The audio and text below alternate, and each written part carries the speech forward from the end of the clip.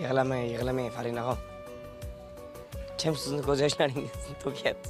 Qanaqa ko'z yo'q? Yiqib qoldingiz. Hozir ko'rsiz. Yaxshi ko'ryapsizmi? Ha?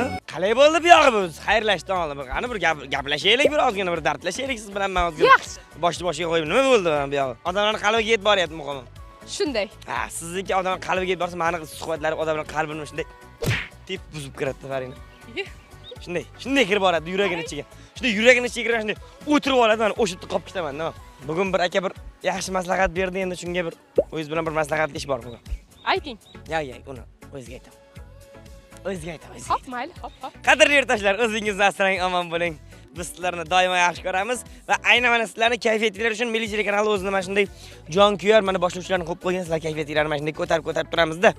Bilaman, qarz hammada bor, muammo hammada bor, lekin hammasi o'tadi. Ha, ko'rsatuvimiz ko'rishda davom eting. Kayfiyatingiz har doim a'lo bo'ladi. Chunki Abbosda a'lo kayfiyat bor va bizda ham. 1 2 3 bunchalar zo'rsan. Keling, maslahatlashib bor.